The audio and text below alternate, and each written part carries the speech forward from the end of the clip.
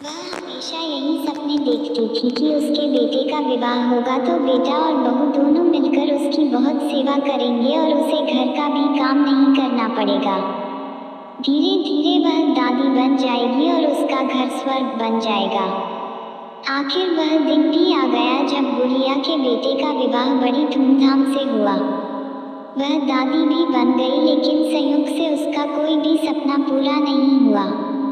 गुड़िया का बेटा तो सुबह काम पर चला जाता और पोता स्कूल चला जाता, तब बहू उसके साथ बहुत बुरा व्यवहार करती। बहू गुड़िया से घर में झाड़ू लगवाती, छूटे बर्तन साफ करवाती और टूटे फूटे बर्तनों में उसे भोजन देती।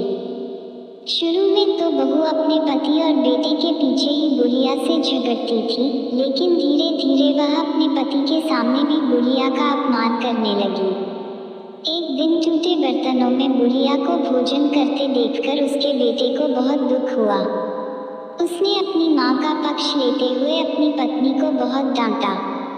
पति पत्नी दोनों में बहुत कहासुनी हो गई। धीरे धीरे गुड़िया के बेटे ने भी पत्नी का विरोध करना छोड़ दिया। धीरे धीरे पोता बड़ा होने लगा तो वह अपनी माँ का विरोध करने लगा। वह अपनी दादी से बहुत प्यार करता था। अपनी दादी पर माँ द्वारा किए गए अत्याचारों को देखकर उसे बहुत दुख होता था। उसे अपनी दादी से हमदर्दी और सहानुभूति थी। अपनी माँ के डर से वह दादी की कुछ भी मदद नहीं करता था। धीरे धीरे पोता बड़ा हो गया और उसका विवाह भी हो गया। पोते की नई बहू छिप छिप कर अपनी दादी सास पर होते अत्याचारों को चुपचाप देखती रहती थी। लेकिन पतोहू को बुढ़ापे में दादी सास से काम करवाना जरा भी अच्छा नहीं लगता था। जब कभी पतोहू गुड़िया की काम करने में मदद करती तो उसकी सास उसे खूब डांटती। पतोहू जब कभी दादी सास को रोते हुए देखती तो उसे बहुत दुख होता था। एक बार गुड़िया बीमार पड़ गई और परलोक सिधार गई। अब गुड़िया की बहू पतोहू से ही घर का सारा काम कराती और उसके साथ अभद्र व्यवहार करती। जब पतोहू ने देखा कि उसकी सास दादी सास की तरह ही उस पर भी अत्याचार कर रही है तो उसने बदला लेने की ठान ली। वह भी अपनी सास से वैसा व्यवहार करने लगी जैसा व्यवहार उसकी सास अपनी सास से करती थी।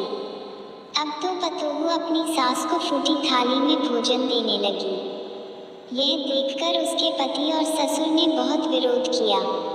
पतोहू ने अपने ससुर और पति से कहा, मेरी दादी सास जितनी मेहनती और सीधी थी, जब माताजी उन्हें फूटी थाली में भोजन देती थी तब तुम कुछ क्यों नहीं बोले? उन पर होने वाले अत्याचारों को तुम दोनों चुपचाप देखते रहे। तब क्या तुम्हारे मुख पर ताला पड़ गया था? यदि किसी ने माताजी की पैरवी की तो मुझसे बुरा कोई न होगा। पतोहू की बातें सुनकर उसका पति और ससुर कुछ नहीं बोले। उन्होंने भी उसका विरोध करना छोड़ दिया। ससुर को अपनी पत्नी के साथ अभद्र व्यवहार देखकर बहुत गुस्सा भी आता था। जब ससुर पतोहू को डांटने लगे तो वह उनके साथ भी अभद्र व्यवहार करने लगी। सास ससुर अकेले में बैठकर अपने सुख दुख की बातें करते और यही सोचते थे कि जैसा करोगे वैसा भरोगे। शिक्षा: इस कहानी से हमें ये शिक्षा मिलती है कि हमें सबके साथ अच्छा व्यवहार करना चाहिए, क्योंकि जैसा व्यवहार हम दूसरों के साथ करेंगे वैसा ही व्यवहार दूसरे लोग हमारे साथ करेंगे।